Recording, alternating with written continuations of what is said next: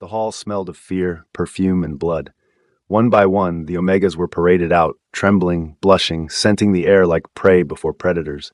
They were bid on like jewels, trophies, or slaves.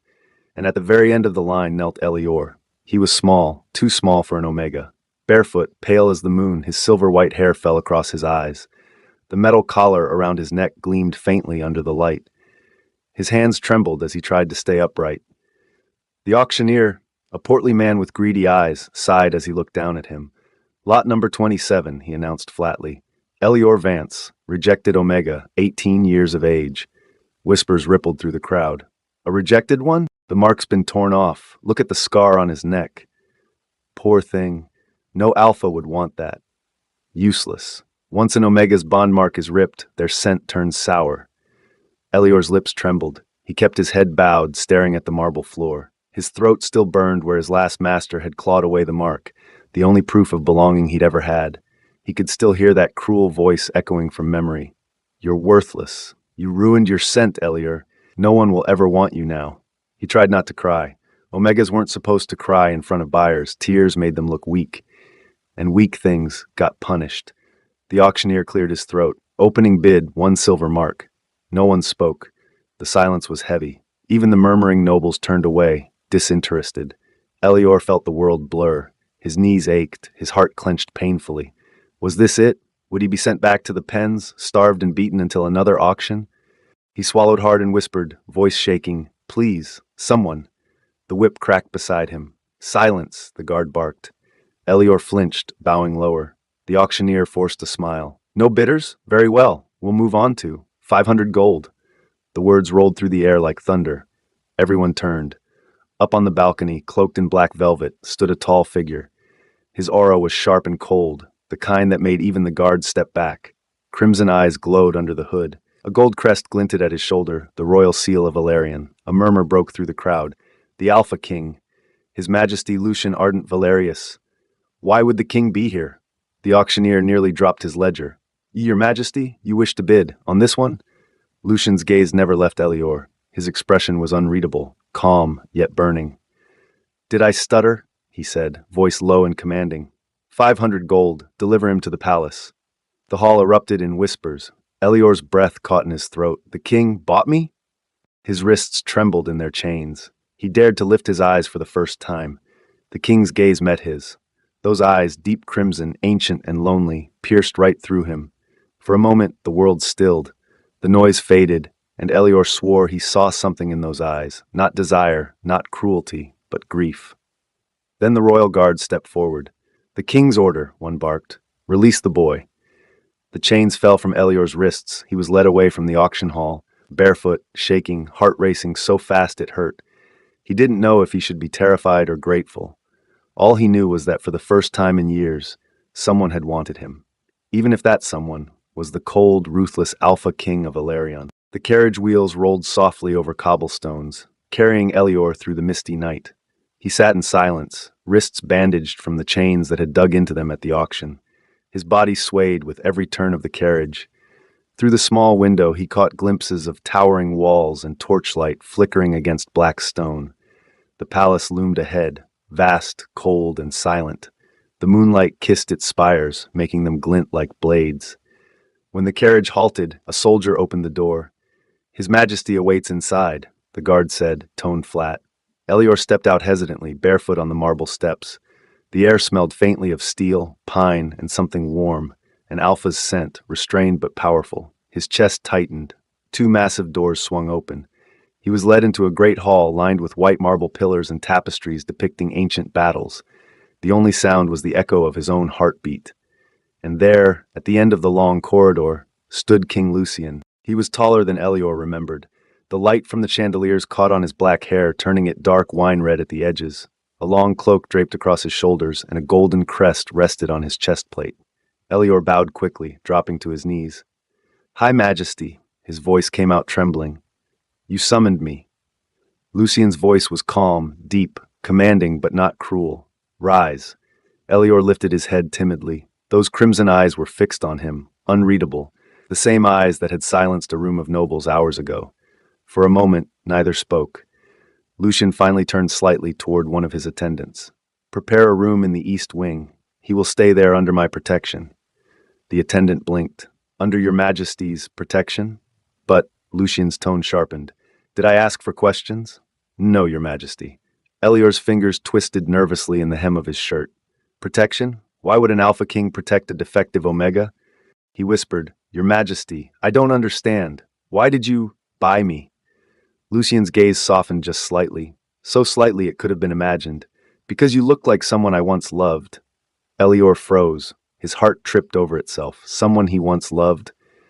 Before he could ask more, Lucien turned away, the faint scent of smoke and wild pine following him. Get some rest, you'll be safe here.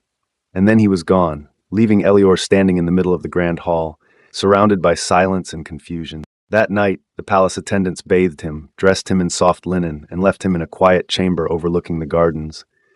The bed was far too big, the sheets silken and strange against his skin. For the first time in years, no chains held him down, but he couldn't sleep. Every time he closed his eyes, he saw those crimson eyes again, cold, lonely, yet filled with something that hurt to look at. He curled up, whispering to himself, He must have mistaken me for someone else. There's no reason for him to care. Outside, in the corridor, unseen by the Omega, Lucian stood by the doorway, silent. He watched through the crack in the door, his expression hidden in shadow. He'd only meant to check if the boy had settled in, but the sight of Elior curled on the bed, trembling and small, made something in his chest ache. His wolf stirred restlessly inside him. He smells like her. No, not her. But something familiar, softer, sadder. Lucien clenched his fists. His heart hadn't reacted this way in years, not since the night his mate had died. He'd sworn never to bond again, never to feel that hunger, that weakness. But this boy, this fragile Omega with the torn bond mark and the haunted eyes, his scent was faint but pure, lavender and morning rain. Lucian turned away abruptly, jaw tight.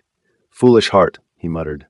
Don't start beating for ghosts. When dawn broke, sunlight spilled through the window, brushing Elior's cheek. He blinked awake, momentarily disoriented by the softness around him. Someone had placed a tray beside the bed, fresh bread, fruit, and warm milk. He hadn't eaten like this in years. He whispered, It smells good, his voice barely audible. His hand shook as he reached for the cup. There was a small folded note on the tray. Eat. You'll need your strength. Elior's breath caught Lucien's initials. He pressed the note to his chest. For the first time since the bond mark was ripped from his neck, a faint warmth began to bloom inside him. A fragile hope. That evening, the king found him in the palace garden. Elior had wandered among the roses, his bare feet leaving soft prints in the grass. He was humming quietly, a tune from long ago, sweet and melancholic. Lucian stopped a few steps behind him, arms crossed. You like the gardens. Elior spun around, startled. Your Majesty, I'm sorry, I didn't mean to trespass. Lucian shook his head. You can go anywhere you wish here. This is your home now. My home? Elior echoed, eyes wide. Lucian's voice dropped lower. Do you not understand? No one here will harm you. Not while you're under my roof. Elior's lips trembled. He wanted to believe him, but how could he? His last master had said similar words before leaving scars. Lucian must have seen the fear in his eyes because he stepped closer, very slowly, like one approaching a frightened animal. You've been hurt before, he said quietly, but you will not be hurt again. Elior blinked up at him, tears pricking his lashes. Why? Are you kind to me? Lucian's jaw flexed. His gaze softened in a way that made Elior's heart twist. Because I know what it's like to lose everything. For a heartbeat, silence stretched between them, fragile, aching. And then Lucian turned, cloak swirling, walking away before Elior could see the pain flicker across his face. Elior stood among the roses long after he left, his fingers brushing his collar gently. The scent of pine and smoke still lingered in the air, wrapping around him like a memory he didn't understand. The morning after his talk with the king, Elior found himself drawn to the palace gardens again. The sky was soft gray, heavy with clouds. The air carried a strange tension, sharp, electric. The servants whispered that the heat storm was coming.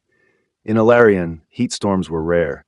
They were not storms of rain or thunder, but storms of scent, an ancient magic of the moon that stirred the blood of alphas and omegas alike. Elior knelt beside the fountain, trimming a white rose. His hands were steady for once. He could still feel the king's words echoing softly in his heart. You will not be hurt again. He wanted to believe that. He didn't notice the faint shimmer of heat in the air until his vision began to blur. The world tilted. The rose fell from his hand, petals scattering like snow. His breath quickened, too fast. His pulse thundered in his ears. No, not again.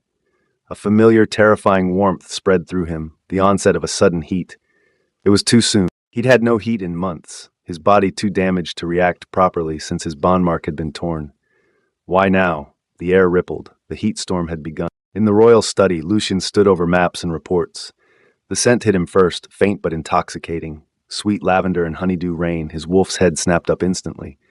That scent, Elior. The room blurred around him. Every alpha instinct he had screamed at him to find the source, to protect, to claim, to hold. He gripped the edge of the table, growling low under his breath, fighting his instincts. No, control yourself. But the scent grew stronger, spilling through the corridors. His eyes darkened crimson, fangs threatening to descend. The scent wasn't just sweet, it was hurting. An omega in distress. Lucian cursed softly and strode out of the study, his heavy boots echoing through the halls. He found Elior collapsed by the fountain, trembling, skin flushed with fever. His clothes clung to his skin, breath coming out in soft gasps. Elior! Lucian's voice cracked as he knelt beside him, shaking his shoulder. The boy's lashes fluttered weakly. Your Majesty, I can't, it hurts. Lucian's throat tightened. He could feel the Omega's scent flooding the air, pure, desperate, vulnerable. It clawed at every instinct inside him. He scooped Elior up in his arms before his self-control could crumble completely. Hold on, he muttered, his voice low and rough. You're safe. I have you. Elior whimpered softly, his fingers curling in Lucian's tunic, his body trembling violently from the fever. The faint scent of salt and sweetness filled Lucian's lungs, not the artificial perfume of auctioned omegas, but something real, innocent. Lucian carried him into his private chambers. The guards outside tried to speak, but one look from the king silenced them. No one enters until I say so. He laid Elior gently on the bed, pulling the covers around him. The boy's skin glowed pale gold with fever. Lucian's chest ached. He'd seen omegas in heat before, but this was different. There was no lust in his reaction, only a primal protectiveness, a painful pull of emotion he hadn't felt in years. He pressed a damp cloth to Elior's forehead, muttering, "You're burning up. Damn it." Elior whimpered softly, tears slipping down his cheeks. "I'm sorry, I didn't mean to." "I can't control it." Lucian's voice softened despite himself. "Hush, you don't need to apologize." He brushed damp strands of hair from Elior's face, trying to focus on steady breathing instead of the way his wolf howled inside him at the Omega's scent. "He's hurting. Heal him. Protect him." Elior's trembling fingers found his sleeve. "Don't. Leave me, please." Lucian froze, his heart twisted painfully. Those were the same words his late mate had once said, the same voice, fragile and pleading. For a long moment, he couldn't breathe. Then, slowly, he covered Elior's hand with his own. "I won't leave you." Hours passed, Elior's fever raged, then began to ebb under the Alpha King's steady care. Lucian stayed by his bedside all night, his sword propped nearby, his hand never straying far from the boy's. Outside, lightning shimmered through the glass dome of the palace roof. The heat storm howled. Inside, only the soft sound of Elior's breath and Lucian's heartbeat filled the silence. At one point, Elior stirred and murmured faintly, "Why? Are you kind to me, Your Majesty?" Lucian hesitated. His throat felt tight. "Because someone should have been kind to you long ago." Elior blinked up at him through half-closed eyes. "You don't even know me." Lucian looked down, his crimson eyes burning softer now. "No, but I see enough to know you didn't deserve what was done to you." A small, tearful smile touched Elior's lips before sleep. When dawn came, the storm had passed. The palace was quiet again. Lucian sat by the window, his armor discarded, exhaustion in every line of his body. He looked at Elior, sleeping peacefully now, his face calm, scent soft and pure. He hadn't slept all night, and yet, as he watched the fragile boy breathing evenly, he felt something he hadn't felt in years. Peace. He rose quietly, brushed a stray curl from Elior's forehead, and whispered, "Sleep well, little one." Then, before he left, he placed a single white rose, the one Elior had dropped by the fountain, on his pillow. Light filtered through tall windows, gilding the palace corridors with pale gold. For the first time since arriving, Elior woke without pain. His head still felt heavy, but the awful burning had faded. He sat up slowly, noticing a white rose on his pillow, the same one he had been tending before everything went dark. The petals were perfect, untouched by the storm. Someone had cared enough to bring it back to him. He knew who. A faint smile curved his lips. The door creaked softly open, and King Lucian stepped in. His dark hair was unbound, his armor replaced with a simple black tunic. Without the crown, he looked younger, less like a ruler carved from stone and more like a man who hadn't slept. Elior lowered his gaze at once. "Your Majesty." Lucian's voice was calm, quiet. "How do you feel?" I'm better. I didn't mean to cause trouble." "You didn't." He crossed the room and set a tray down beside the bed. Fresh bread, berries, warm milk. "You collapsed because of the heat storm. It happens to Omegas when the moon stirs the air. You should have been warned." Elior blinked, startled by the hint of regret in the king's tone. "I'm grateful that you stayed." Lucian's jaw flexed as if he didn't know what to do with the gratitude. "Eat," he said at last, softer than before. "You need strength." By midday, the palace whispered. Servants who passed through the east wing saw the king carrying the fragile Omega back to health with his own hands. Rumors spread through marbled halls and banquet rooms. "The Blood Moon King hasn't touched another since his mate died. Yet he feeds this boy himself. The rejected Omega must have bewitched him." Lucian ignored them, but the words reached Elior. He could feel the eyes on him whenever he crossed a corridor. Pity from some, disdain from others. When he returned to the gardens that evening, he found Lucian there again, standing beneath the lantern trees. "Your Majesty, everyone talks about me," Elior murmured.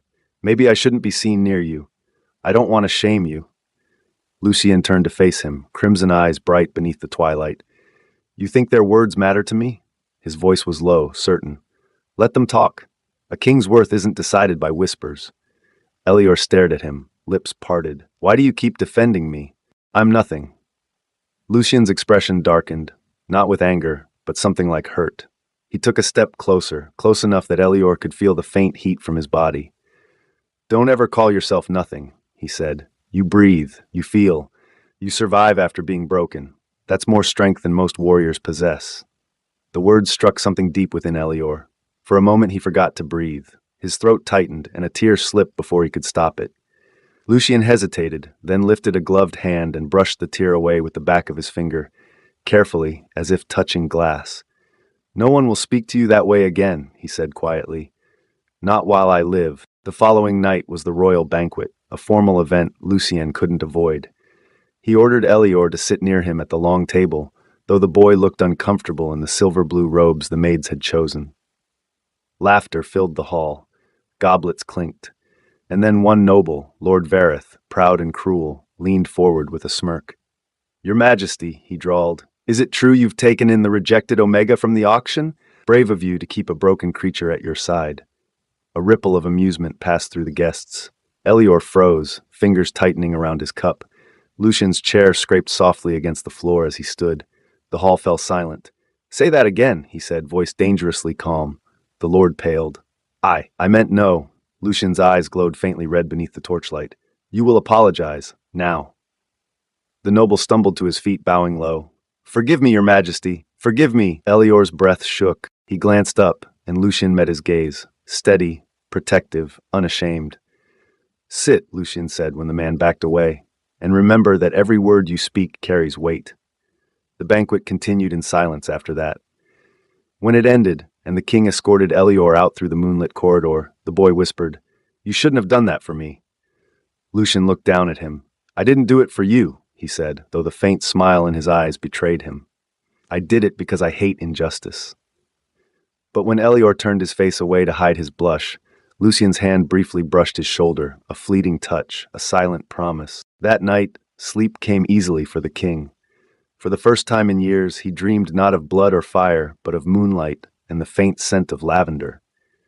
And somewhere down the hall, Elior dreamed of a crimson gaze watching over him, not as a master, not as a captor, but as something he'd long thought impossible, a protector. Beneath a storm, the touched sky. Clouds drifted like ghosts above the towers, and the moon hid behind them, as if even the heavens were holding their breath. Elior couldn't sleep. He sat near the tall window of his room, wrapped in a soft wool cloak, watching the lightning ripple across the horizon. The garden below shimmered silver each time it flashed. He should have felt safe. He should have been at peace, knowing that no one here would dare hurt him. But something tugged at his chest, a strange restlessness that wouldn't fade. His heart raced for no reason, his palms felt cold, and then he heard it, a sound that didn't belong to the storm, a faint metallic whisper. Footsteps. Outside his door, Elior froze. The handle moved slowly. Before he could react, the door burst open, and a masked man lunged through, dagger drawn, eyes gleaming with murder. Wah! Elior stumbled backward, panic clawing at his throat. The assassin didn't hesitate. He crossed the room in 3 long strides, blade flashing in the stormlight, but before it struck, a blur of black intercepted him. The clash of steel echoed through the chamber. Elior gasped as the attacker's dagger met a sword wreathed in crimson light, and standing between them, cloaked in that glow, was King Lucian. His voice was a low snarl. "You dare bring steel into my Omega's chamber?" The assassin faltered. "Your Majesty." Lucian didn't let him finish. With one swift motion, he disarmed the man, blade twisting, sending the dagger flying across the room. The next moment, the intruder was on his knees, breathless, before the king's sword pressed against his throat.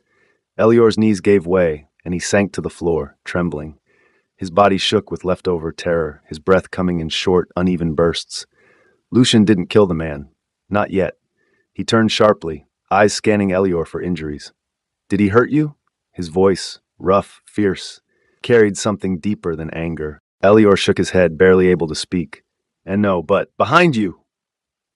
The assassin lunged one last time, hidden blade drawn from his sleeve.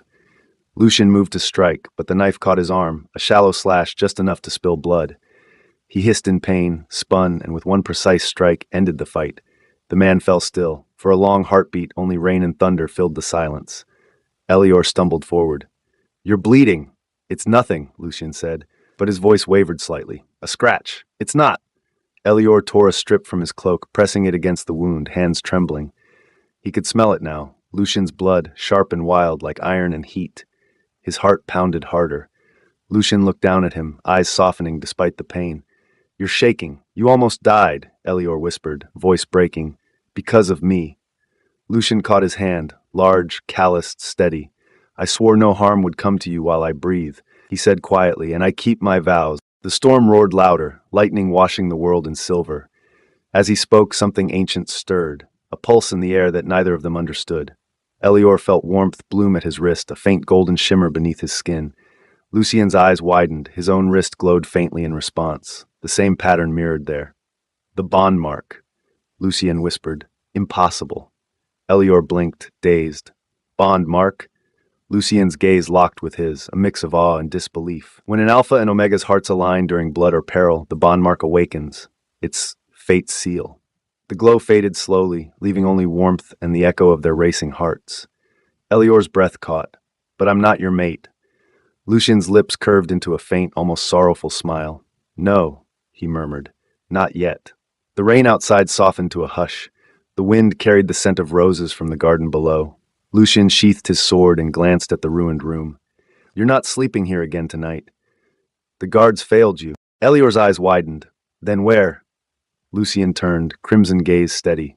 "You'll stay in my chambers until I find who sent him." Elior's face burned, but he couldn't bring himself to protest. He followed silently as the king led him through darkened halls to a vast room filled with shadows and soft firelight. Lucian motioned toward the large bed near the hearth. "You take the bed, I'll stay near the fire." Elior hesitated, biting his lip. "I can sleep on the couch." "No," Lucian said, tone leaving no room for argument. "Rest. You're safe here."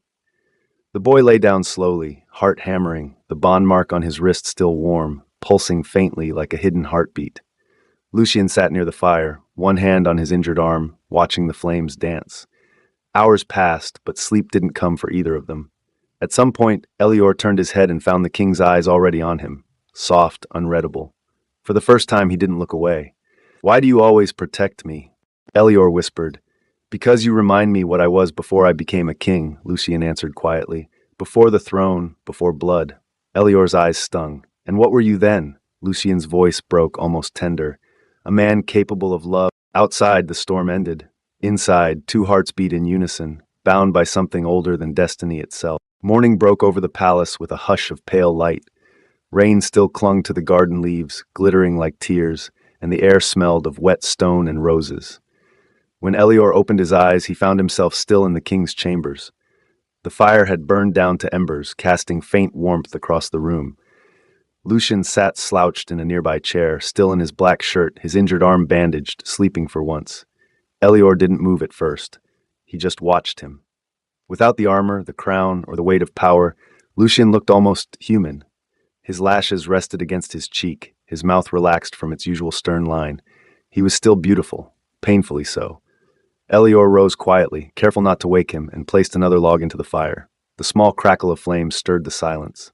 Lucian's eyes opened slowly. Crimson met blue. "You should still be resting," Lucian said, voice rough from sleep. Elior smiled faintly. "So should you." Lucian blinked, almost startled by the softness in that voice. "You're brave, speaking to your king that way." "You saved my life twice," Elior murmured, looking down. "I think that gives me the right to tell you when you're tired." Lucian chuckled under his breath, a quiet, genuine sound that made something in Elior's chest ache. "Perhaps it does." By midday, the palace was alive with murmurs. The assassin had confessed under interrogation, a hired blade from the northern duchy, paid in gold and moonwine. But when Lucian demanded the name of the employer, the man took his own life. Poison. Someone powerful wanted Elior gone. Lucian stood at the council table, eyes sharp, voice cold as winter steel. "Double the guards. No one enters my private wing without my seal." The nobles nodded fearfully. Yet beneath their polished obedience, Lucian could smell fear and jealousy. He knew what they whispered behind his back. "The Omega has bewitched him." The king grows soft. He ignored them. He always had. But this time the words carried danger, because he wasn't sure they were wrong. Every time he looked at Elior, something inside him softened against his will. That night, the palace was quiet again.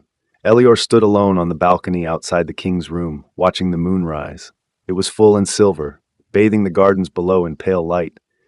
He thought of everything that had happened, the auction, the fear, the strange kindness in Lucian's eyes. He should have felt unworthy.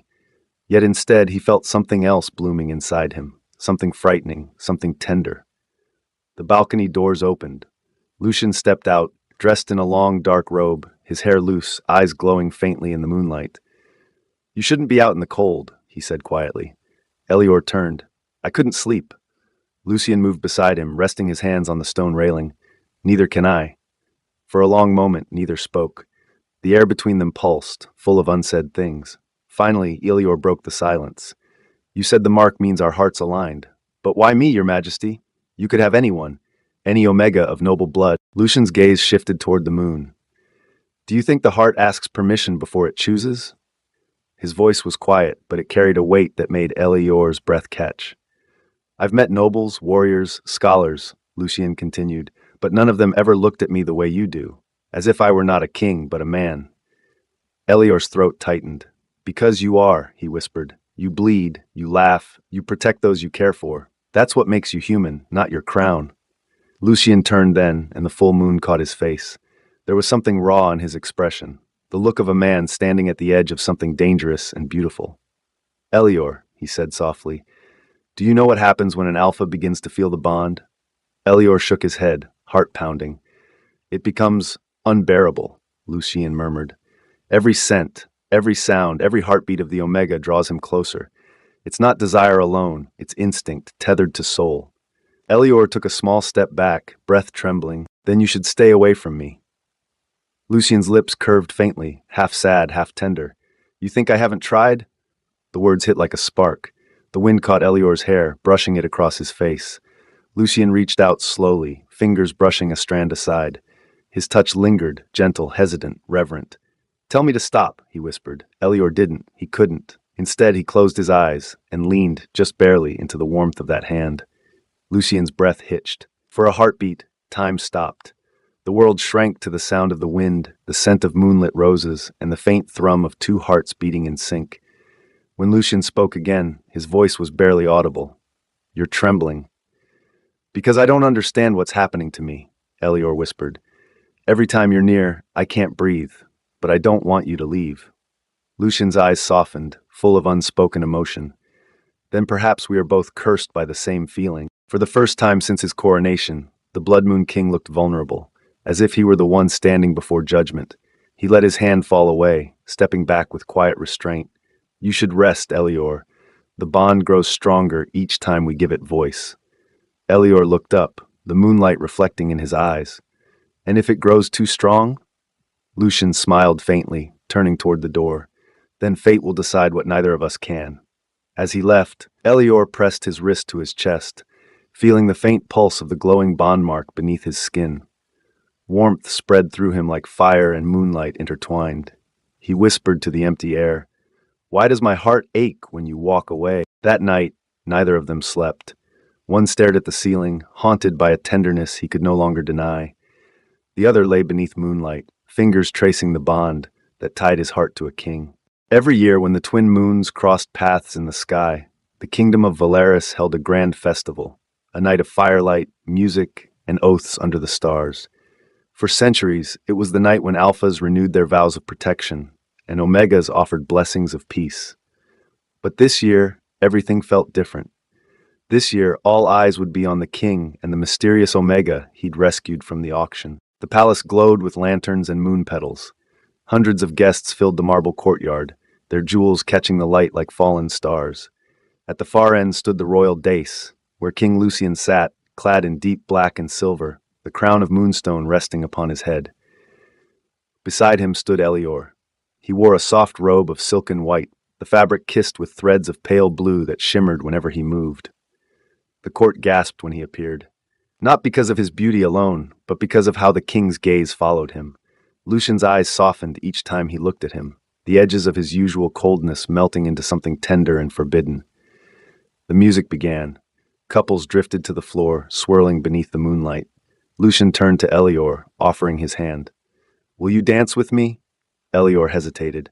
"Your Majesty, the court—" "Let them see," Lucian said quietly. "Let them see who I chose to stand beside me tonight." Elior's breath caught. He placed his trembling hand into Lucian's palm. The moment their fingers touched, the bond mark on their wrists glowed faintly again, hidden beneath the fabric but burning softly like a secret flame. Lucian led him into the slow rhythm of the dance. It was nothing like the harsh commands of nobles or the forced obedience Elior had once known. His movements were protective, guiding, every turn and touch spoken in silence, a language of trust and longing. "Look at me," Lucian murmured. Elior's gaze lifted, and when he met the king's crimson eyes, everything else faded. The crowd, the music, the whispers, all of it dissolved into the pull between them. "Why do you always look at me like that?" Elior whispered. "Because I can't look anywhere else," Lucian replied. Their steps slowed until they were almost standing still, swaying under the moons. Lucian's hand came to rest at the small of Elior's back, steady and warm. The closeness stole his breath. "They'll hate me," Elior said softly, "for being here, for standing beside you." "Then let them," Lucian murmured. "I'll bear their hatred if it means you can stand in the light." Something inside Elior broke or bloomed. He didn't know which. The music reached its end. Silence swept the courtyard. Lucian didn't release his hand. "Come," he said quietly. "Before the night ends, there's something I want to show you." He led Elior away from the noise and torches, through the moonlit gardens and down a narrow stone path that few others dared to walk. The air grew still, perfumed with jasmine and the hum of distant fountains. They stopped at a hidden terrace overlooking the sea. The horizon shimmered, the twin moons casting twin reflections across the water. Elior turned in awe. "It's beautiful." Lucian's voice was softer than the wind. "I come here when I need to remember what peace feels like." Elior looked at him then, really looked. The weight of his crown, the loneliness in his eyes, the strength he carried in silence. "Your Majesty," Elior whispered, unsure what to say. Lucian turned toward him, his expression unreadable in the pale light. "Do you still see me as your king?" Elior blinked. "You are my king." Lucian stepped closer, close enough that Elior could feel his breath. "And if I told you I wished to be something else?" Elior's heart stuttered. "Something else?" Lucian's voice lowered to a whisper. "A man who looks at you and forgets the weight of the crown. A man who feels warmth when you smile and peace when you speak my name." Elior's breath trembled. The space between them pulsed, full of light, of longing, of everything neither of them dared name. "Lucian," he breathed, the name escaping before he could stop it. Lucian's eyes softened at the sound of it. He reached out, slowly giving Elior time to step away. When Elior didn't, his fingers brushed the side of his face, tracing his jaw, his cheek, the corner of his mouth. It wasn't command. It wasn't power. It was reverence. You shouldn't look at me this way, Elior whispered. Then stop looking back, Lucian murmured, voice almost shaking. The sea wind stirred around them. The twin moons crossed paths overhead, their light merging into one. For that breathless instant, Lucian leaned down, not to claim, but to ask. His lips brushed Elior's brow, a soft, trembling touch that lingered longer than it should have. "You're my peace, Elior," he whispered, "and my undoing." When he drew back, Elior's cheeks were damp with silent tears, not of sorrow, but of something too deep, too fragile to name. "Why does it hurt to feel this way?" Elior asked. Lucian's hand fell to his side, his expression pained but gentle. "Because we were never meant to want what the stars forbid." And yet, as they stood there, under two moons now fading into dawn, neither moved away. Their bond marks glowed softly, pulsing in rhythm with their heart. That night, no words of confession were needed. The silence between them was enough, full of promise, full of longing, full of love waiting to be spoken. Morning light poured through the tall windows of the throne room, gilding everything in shades of white and gold. But despite the beauty, a storm brewed beneath the marble calm. The royal council had gathered, nobles draped in velvet and silver, faces sharpened by pride and hidden agendas. At the head of the room sat King Lucian, posture composed but eyes shadowed by sleeplessness. Elior wasn't beside him this time. Lucian had ordered him to remain in the eastern wing. It was meant to protect him, yet his absence left the hall colder, emptier. Lord Vareth rose first, the same noble who had once mocked Elior at the banquet. "Your Majesty, the people whisper," he began, voice laced with false concern. "They say you dote on a nameless Omega while our alliances decay. You have yet to take a consort, and the northern lords grow restless." Another voice joined in, smooth and calculating. "A king without a queen is a throne without a future."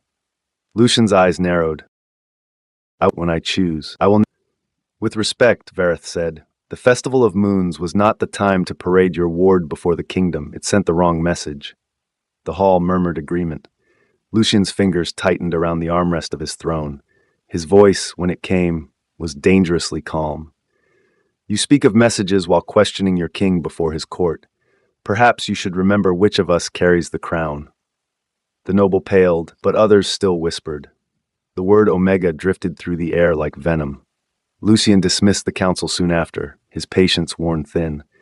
But their words lingered long after they left. Elior waited in the garden courtyard, kneeling beside the white roses he'd replanted weeks ago. He didn't hear Lucian approach until the shadow of the king fell across the flowers. "Your Majesty." Elior stood quickly, wiping his hands.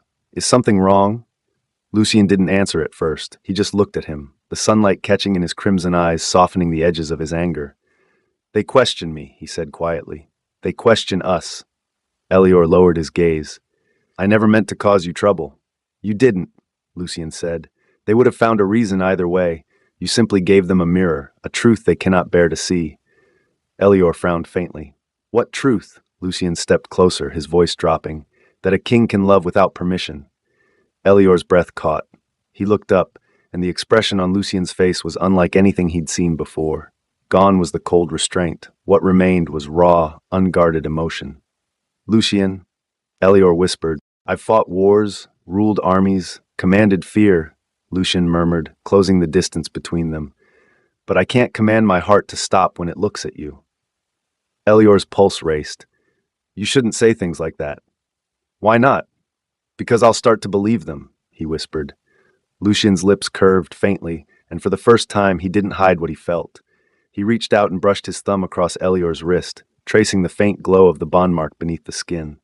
"You already do," he said softly. The world seemed to fade around them, just the wind through the roses, the steady rhythm of their hearts. Lucian's other hand came to rest lightly against Elior's waist, drawing him a fraction closer. Not possessive, protective. His voice dropped lower, rough with sincerity. "When I saw you that night at the auction, I thought the gods had cursed me, because one glance and I knew you would undo everything I've built. And yet you bought me." Elior whispered. "I didn't buy you," Lucian said. "I rescued you. I just didn't realize until too late that it was myself I was saving." Elior trembled, his chest tight with emotion he couldn't name. "If anyone hears you, let them," Lucian interrupted gently. "Let them know their king has a heart." The space between them thinned. The air grew warm, charged. Elior's hands lifted of their own accord, fingers brushing Lucian's collar. His voice shook. You make it hard to breathe when you look at me like that. Lucian's gaze softened, his forehead leaning just slightly toward Elior's. Then don't breathe. Just stay. Their closeness felt like the edge of a storm, everything trembling, suspended, waiting to break. And then, Your Majesty! A voice called from across the courtyard. A knight's voice, urgent, echoing. Lucian stepped back instantly, the warmth between them shattering like glass. He turned, expression returning to the mask of a ruler. The knight knelt. Forgive the interruption, sire. There's been movement at the northern borders. The Duke requests immediate counsel. Lucian's jaw tightened. I'll be there shortly. When the knight withdrew, the silence that followed was heavy. Lucian turned back to Elior, regret flickering in his eyes. Duty doesn't rest, he said softly. And love, Elior asked before he could stop himself. Lucian hesitated, just long enough for his answer to carry meaning. Love never does. Then he turned and walked away, cloak billowing behind him, leaving Elior standing among the roses, his heart aching with everything that had been said, and everything that hadn't. That night, the palace lights burned late into the dark. Lucian stood alone on the terrace, gazing toward the distant hills where war brewed again. His hand brushed his wrist, where the faint glow of the bond mark pulsed softly, as if reminding him of the one person who still made him feel human. The palace was cloaked in silence. The council chambers had emptied, the soldiers prepared for their march north, and the moon hung low over the silver towers like a watchful guardian. Lucian should have been sleeping, or planning strategies for the coming battle. But instead, his feet led him down the quiet halls toward the eastern wing. Toward him. He found Elior sitting by the window, moonlight spilling across his pale hair, a book open but unread in his lap. He looked like something the gods might have carved, soft, delicate, and heartbreakingly alone. When he sensed the king's presence, Elior turned, surprise flickering in his eyes. Your Majesty, it's late. Lucian stepped inside, closing the door behind him. His armor was gone. He wore only a black tunic, the fabric clinging to the strength beneath. His voice was quiet, rough from exhaustion, or maybe from something deeper. I couldn't leave without seeing you. Elior's heart stuttered. You're leaving at dawn. At first light, Lucian said. The border lords are restless, and if I don't ride north, they'll mistake silence for weakness. He came closer, the faint scent of steel and pine trailing behind him. His eyes, those deep crimson shades of dusk, softened when they met Elior's. I won't be gone long, he promised. You don't know that, Elior said quietly. His fingers gripped the hem of his sleeve. War doesn't keep promises. Lucian reached out, gently lifting Elior's chin. Neither do kings, but I intend to try. The words trembled in the air, too heavy, too full of meaning. Elior didn't trust his voice, so he just nodded, eyes shimmering with something unshed. Lucian's thumb brushed his jaw, slow, reverent. You've given me something I didn't think I could still feel. What's that? Elior whispered. Peace. Elior's lips parted, a small sound escaping, half surprise, half longing. Lucian's breath mingled with his, warm and close. When I'm gone, think of me, just once each night, and I'll feel it. How could I not? Elior's voice was barely a whisper. You've ruined the quiet for me. Lucian gave a faint, bittersweet smile. Then very slowly he leaned in. The space between them vanished. The first touch was hesitant, a question. Their lips brushed, soft and uncertain, like a confession shared in secret.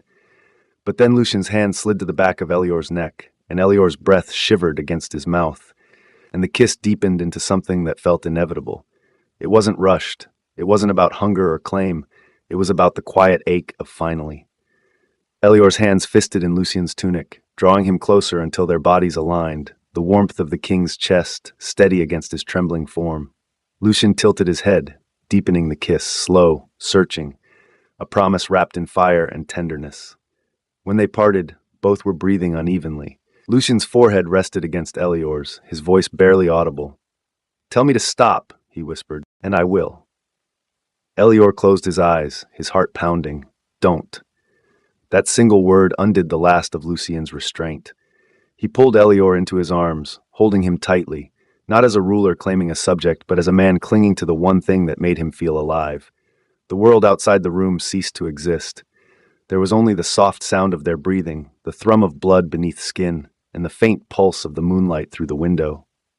Lucian pressed another kiss, to Elior's temple, then his cheek, then the hollow beneath his ear, each one softer than the last, each one a vow he couldn't speak aloud. "I'll come back," Lucien murmured, voice breaking against Elior's skin. "No matter what it costs me." "And if you don't," Elior asked, trembling, "then the stars will carry my promise to you." For a long moment, they stayed like that, two souls bound by something stronger than words. When Lucien finally stepped back, his expression was unreadable, but his eyes held that quiet, devastating warmth that only Elior ever saw. "Sleep," he said softly. "Dream of something beautiful." "I already am," Elior whispered.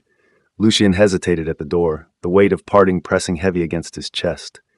Then, before leaving, he turned and said the words that would haunt Elior long after he was gone. "The moment this war is over, Elior, I'll stop hiding what you mean to me." And then the king was gone. Long after the door closed, Elior remained by the window. The moonlight had shifted, the room dimmer now, emptier. He pressed a hand against his lips, still tingling from Lucien's kiss, and whispered into the silence, "Then I'll wait, even if the world burns."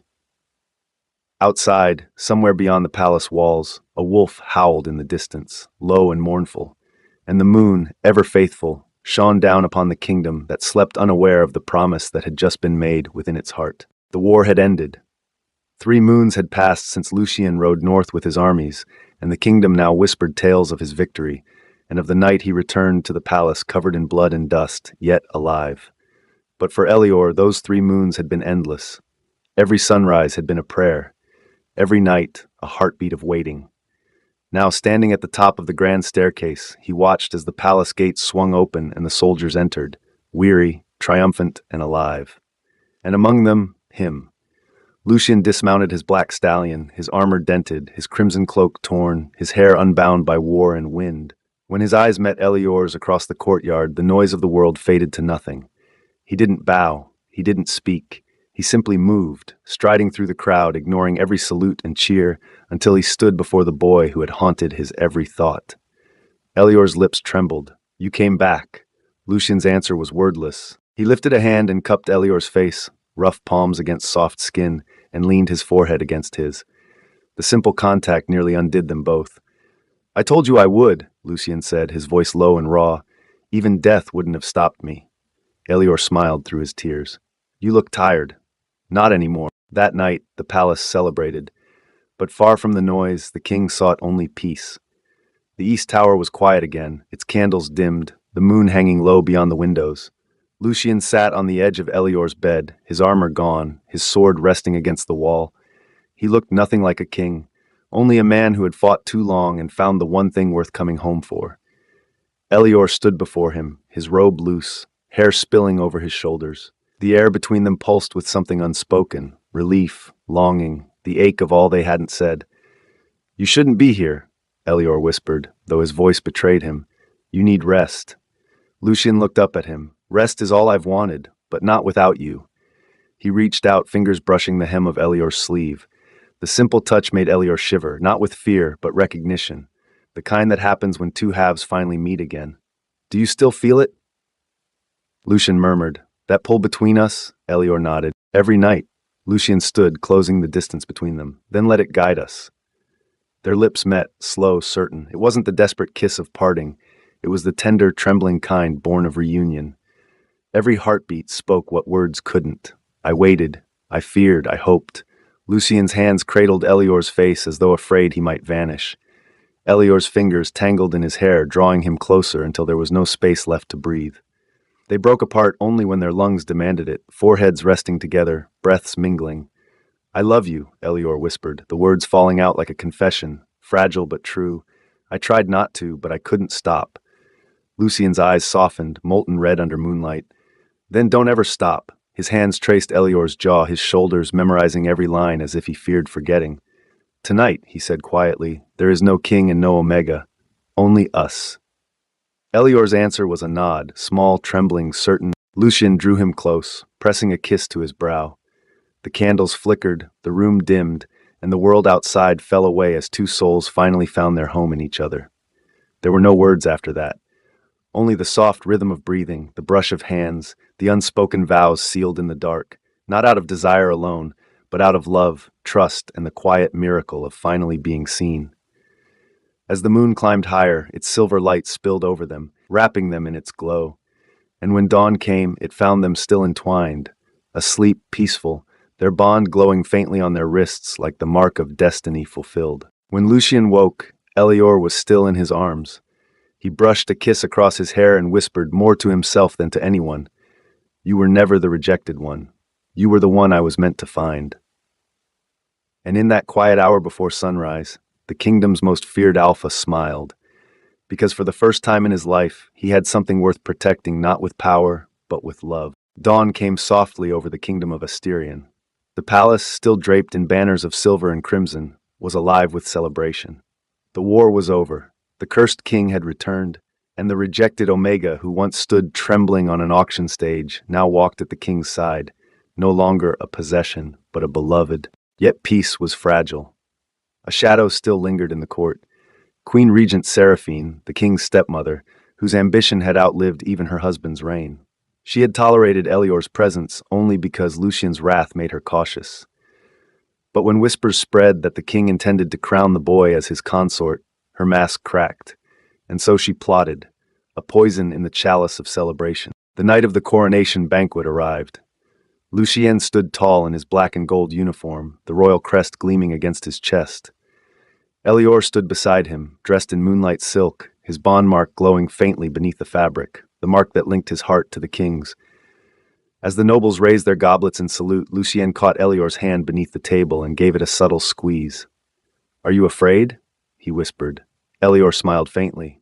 "Not anymore. You're here." Lucien's answering smile was soft, rare, genuine. Always. The music swelled, and the crowd applauded as the king lifted his cup. He had no idea that the goblet before him shimmered faintly with death. But before he could drink, Elior's hand shot out, grasping his wrist. "Wait," Lucien frowned. "Elior?" The Omega's eyes narrowed on the rim of the cup, his senses, sharper than most, catching what others could not. He inhaled softly, and his expression changed. "It's poison." Gasps rippled through the hall. Seraphine's face went pale, her composure shattering like glass. "You insolent!" Lucien turned on her, his gaze a cold flame. "Guards!" Within moments she was seized, her cries echoing through the marble hall. "You think this boy will save your cursed throne? He'll destroy you." Lucien's voice cut like a blade.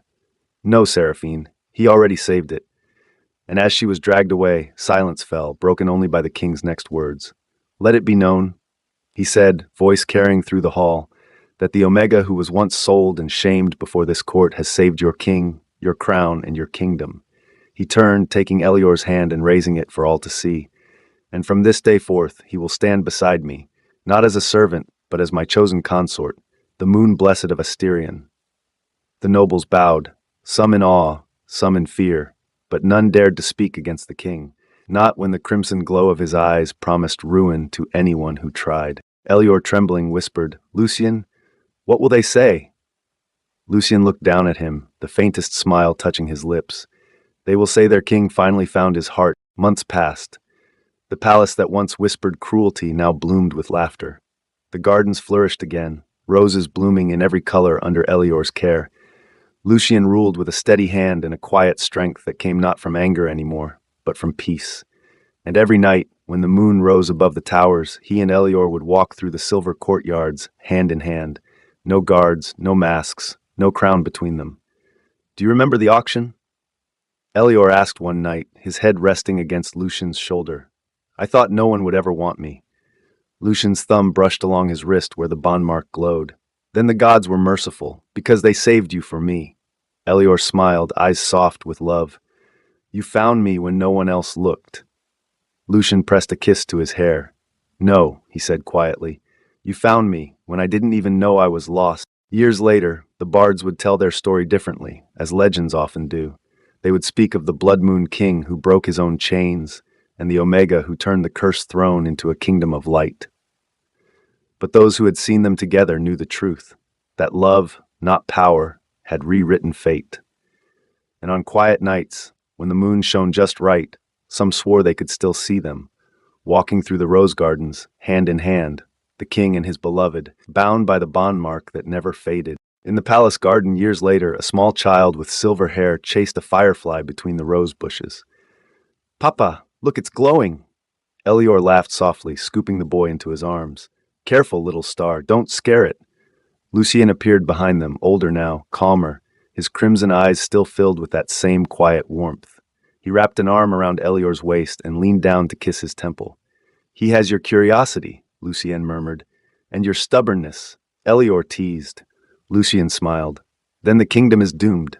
The child giggled, clutching the glowing firefly between his palms. Papa Daddy, make a wish.